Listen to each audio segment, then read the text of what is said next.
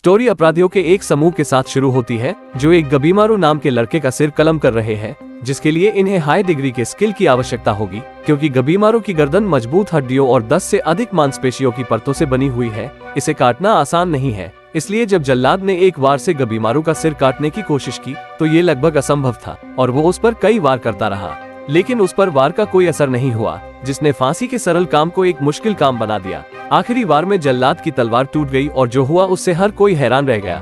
गबीमारू ने खुद से पूछा कि इतना सब कुछ होने के बाद भी मैं क्यों नहीं मरा और मेरी जीने की भी इच्छा नहीं है। जब उसे याद आया उसने अब तक अनगिनत लोगों की जान ली और वो यहाँ की जेल में कैद है। फिर इन्वेस्टिगेटर की उदासी से पता चला कि वो क्यों नहीं मरा, क्योंकि उसने छोटी उम्र से ही हत्या करने का हुनर सीख लिया था, इसलिए कोई भी उसे तलवार से नुकसान नहीं पहुंचा सकता है। और जल्लाद तलवार का इस्तेमाल करने में अभी नौसिखिया है, यहाँ तक कि उसे अपनी स्पेशल निंजुत्सु पावर्स का यूज करने की भी जरूरत नहीं पड़ी। इस पर इन्वेस्टिगेटर उसे अपनी ताकत दिखाने के लिए कहती है, लेकिन उसने मना कर दिया। अगली सुबह कमांडर ने अपने सैनिकों को आदेश दिया कि उसे जलाने के लिए उसे स्टेक से बांध दिया जाए, तो वे गोबीमारू को अच्छी तरह से बांध देते हैं। फिर उसे जलाने के लिए उसके आगे ढेर सारी लकड़ियां लगाते हैं।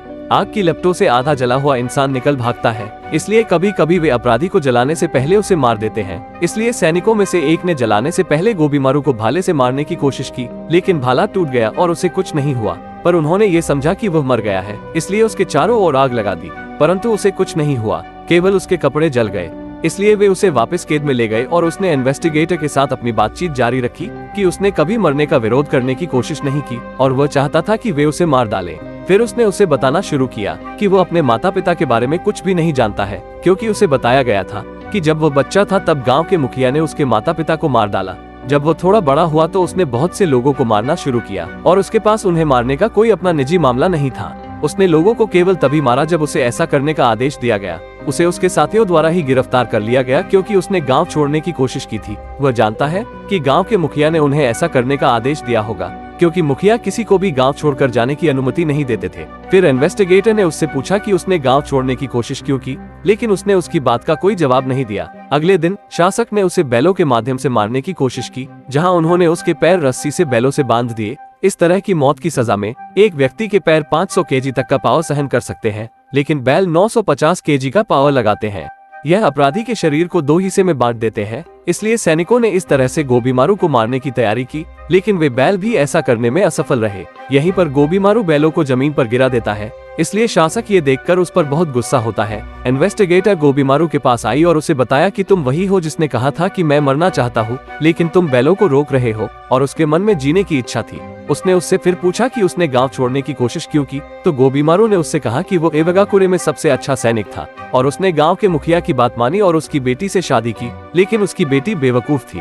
इसके साथ साथ वो बहुत भोली और अच्छी लड़की थी। उसने उसके जीवन को बदल कर रख दिया। वो हमेशा चाहती थी कि वो अपने घर में अंदर आने से पहले अपने जूते उतार दे और दिन में एक बार प्रार्थना करे। उन्होंने एक साथ भोजन करने के लिए ऊपर वाले का धन्यवाद भी किया, जहाँ गोबीमारू अपने मामलों को लेकर उलझन में था और वो जो कर रहा था उससे बहुत परेशान था। इसलिए वो गांव के मुखिया के पास ये कहने गया कि वो गांव छोड़ देगा, तो मुखिया ने उसे अपने लिए आखिरी काम करने के लिए कहा, लेकिन मुखिया ने उससे झूठ बोलकर फंसाया और उसके साथियों ने उसे गिरफ्तार करवा दिया। तो वह जान गया कि वह यहाँ कैद हो चुका है और वह ये भी जानता था कि अगर वह भाग गया तो भी इवागाकुरे के लोग उसका पीछा हर जगह करेंगे। तो गांव के मुखिया की बात मानना उसकी सबसे बड़ी मूर्खता थी, इसलिए उसने खुद को सरेंडर कर दिया। रात में सगिरी जजेस में से एक के साथ घूम रही थी और जज ने उसे बताया कि गोबीमारू का एक और नाम है, जो गोबीमारू द हॉलो है, क्योंकि वो बिना खून और आंसू वाला आदमी है। वह बेरहम जानवर है। जब वो पकड़ा गया था तब गोबीमारू ने इतना भयानक रूप में था कि उसने 20 लोगों को बड़ी बेरहमी से मार डाला था, लेकिन कल की फांसी में वो खत्म कर दिया जाएगा।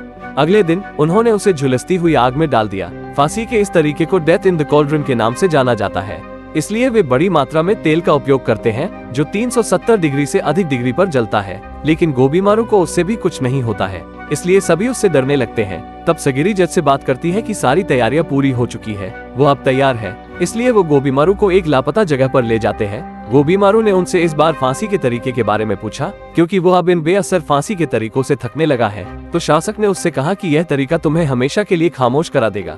इसलिए वे सगिरी के पास पहुंचे और जज ने उसे बताया कि वो एक ऑर्डिनरी इंस्पेक्टर नहीं है, बल्कि वो मेडो से यहाँ भेजी गई एक सॉर्ट्स टेस्टर है और वो जल्लाद यमता एसामुन सदुरी है। ये सदुरी लोग कई पीढ़ियों से तलवार की टेस्टिंग और लोगों को मौत की सजा देते आए हैं। ये लोग तलवारबाजी में बहुत ही माहिर होते हैं, जो लोगों का सर एक ही बार में तलवार से अलग कर सकते हैं। सगिरी ने गोबीमारू को बताया कि मुझे आपको को फांसी देने के लिए हायर किया है और आपने कहा कि आप चाहते हैं कि कोई आपको मार डाले। वो उस पर तलवार से हमला करती है, लेकिन वो इससे बच जाता है। वो कहती है, तुमने मेरे वार को चकमा क्यों दिया? अगर तुम हिले नहीं होते तो अब तक मर गए होते। और उसने ये भी कहा कि अपने काम के दौरान मैंने लोगों की सच्ची भावना को जानना सीखा। इंसान का ट्रू नेचर ब्लेड पर रिफ्लेक्ट होता है। कुछ लोग मरने से पहले हिम्मत दिखाते हैं, अन्य लोग दया की भीख मांगते हैं और कुछ अपने आप से झूठ बोलते हैं और दावा करते हैं कि उन्होंने मृत्यु को स्वीकार कर लिया है। इसमें कोई शक नहीं कि आपके अंदर बहुत खालीपन है, लेकिन आपने एक बात झूठ बोली कि आप जीना नहीं चाहते हो। और सच ये है, आप वास्तव में अपनी पत्नी से प्यार करते हैं। आपके लिए वो आपके जीने का एकमात्र कारण है। इस पर गोबीमारू गुस्सा हो जाता है और उस पर हमला कर देता है। सगिरी उससे कहती है, मैं सही बोल रही हूँ ना? क्यों? आप खुद से झूठ बोल रहे हो और अपनी पत्नी के प्रति आपकी फीलिंग्स की वजह से आप फांसी से नहीं मर पाए और अपने आप को इस अंधेरे में रख रहे हो कि आपको जीवन से कोई लगाव नहीं है। वो उससे नाराज हो जाता है, उसे बताता है कि आप उस दुनिया के बारे में कुछ नहीं जानते जिसमें मैं रहता था। मैं हॉलो हूँ। उसे याद है कि उसकी पत्नी ने उससे क्या कहा था और उसने गोबीमारू से कहा, तुम हॉलो नहीं हो। इसके बदले गोबीमारू कहता, नहीं, ये टाइटल मुझे सूट करता है। मैं भयानक और कुरूप हुआ करता था। इवागाकुरे विलेज में आदमी सैनिक बनते और महिलाएं बच्चे को जन्म देती हैं। हमें नॉर्मल लोगों की तरह जीने की अनुमति नहीं है और मेरे पिता की नाराजगी के कारण मेरे चेहरे को जला दिया गया ताकि मैं एक नॉर्मल महिला की तरह जीने की कोशिश करना छोड़ दूं। लेकिन लोगों का दिल इतनी आसानी से नहीं बदलता। गोबीमारू अपनी पूरी ताकत से हमला करता है और कहता है, मैं एक क्रूर दिल वाला जानवर हूँ। मैं कितनी भी कोशिश कर लूं, मैं कभी इंसान नहीं बन सकता। और वो फिर से ये कहते हुए याद करता है, मैं बेगुनाह लोगों को मारकर लाइफ में खुश नहीं रहूंगा। और वे दोनों शांति से जीवन जीने का फैसला करते हैं। और गोबीमारू के मन में ये था कि मुखिया समझ जाएगा, क्योंकि यही उसकी बेटी के लिए सबसे अच्छा है। मैं अब से किसी को नहीं मारूंगा। हम एक शांत जगह और एक साधारण जीवन में रहेंगे। अचानक सगिरी ने उसे कागज का एक टुकड़ा दिखाते हुए कहा कि यह एक ऑफिशियल पार्डन है जो आपके सारे क्राइम्स को माफ कर सकता है, बल्कि आपको इससे शोगुनेट की सुरक्षा दे जाएगी, जिससे तुम्हें गांव के मुखिया से और गांव के सभी शिनोबियों से भी छुटकारा मिलेगा। लेकिन इस शर्त पर कि तुम मेरे साथ एक ऐसे आइलैंड पर जाओगे जो स्वर्ग जैसा दिखता है और वहां पर फुल फर्टिलिटी और आनंद से भरी भूमि है। ऐसा कहा जाता है कि यह सुदूर साउथ वेस्ट में यूक्यू किंगडम के पीछे स्थित है और वहां जीवन का अमृत कर देने वाली एलिक्सिर मिलती है। शोगुनेट ने एलिक्सिर की खोज करने और उसे प्राप्त करने के लिए वहां एक टुकड़ी भेजी। बाद में 5 और टुकड़ियां भी भेजी, पर उनमें से कोई भी वापस नहीं लौटा। हम देखते हैं कि एक नाव वापस आती है और यह नाव फूलों से भरी हुई है और यह आदमी गुलाब हटाता है और मरे आदमी की लाश देखता है। गोबीमारू ने सागरी को बताया कि यह कहानी एक मिथ है। फिर सगरी कहती कि हर कोई सोचता था कि यह सिर्फ एक मिथ है जब तक कि उन्होंने इसे नहीं देखा।